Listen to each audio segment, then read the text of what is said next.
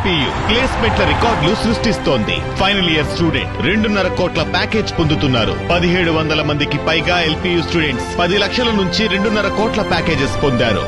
విద్యా విప్లవం ప్రారంభమైంది లవ్లీ ప్రొఫెషనల్ యూనివర్సిటీలో.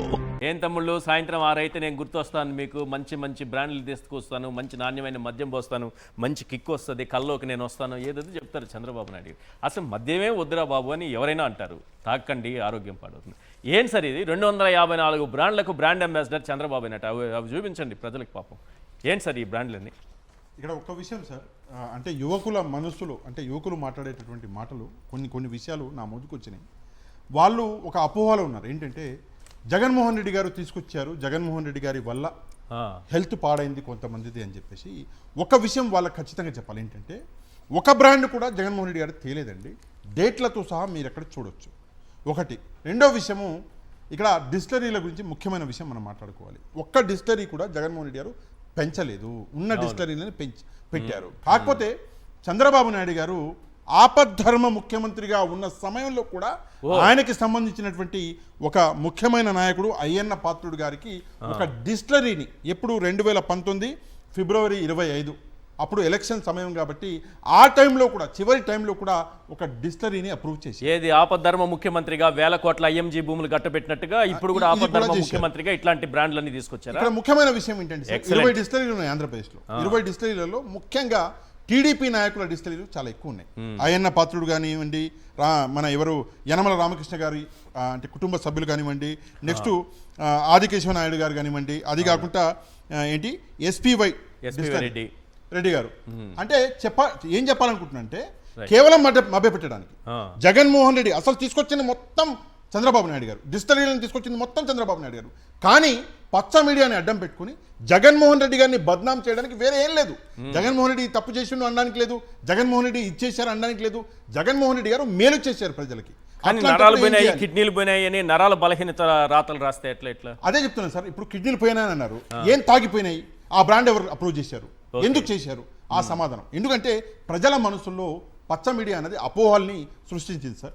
ఈ అపోహలు మనం దూరం చేయాలి. ఆంధ్రజ్యోతి పేపర్ అదే చెప్తున్నాను. రోజు పొద్దున్న లేచి సాయంత్రం వరకు ఇది చంద్రబాబు నాయుడు గారు మీకు పోస్తున్నది. ఒకసారి చూడండి, ఆంధ్రజ్యోతి దినపత్రికలో వచ్చిన వార్త. ఖరీదైన సీసాలో చీప్ లిక్కర్, ఎక్సైజ్ దాడిలోకి వెలుగులోకి, కోనసీమ పశ్చిమలో కల్తీ దందా.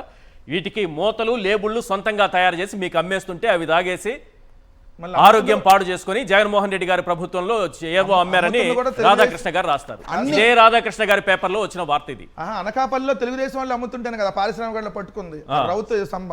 లేబుల్లు మూతలు మార్చేసి అమ్ముతున్నారు. దయచేసి తాగకండి, ఆరోగ్యాన్ని పాడు చేసుకోకండి. రాధాకృష్ణ గారే సెలవిస్తున్నారు. ఒక చిన్న విషయం, ఒక 30 సెకండ్స్ కన్క్లూడ్ చేయండి సార్. సింపుల్ గా నాకు తెలిసిన విషయం, నాకు చెప్పిన విషయం ఏంటంటే పూర్వము బెల్ట్ షాపులు కనిపించలేదు 5 సంవత్సరాలు. ఈరోజు కిరాణా షాపుల కంటే ఎక్కువ బెల్ట్ షాపులు 650 మంది, మళ్ళీ చెప్తున్నాను 650 మంది ఉన్నటువంటి ఒక చిన్న ఊరిలో 6 బెల్ట్ షాపులు ఉన్నాయంట.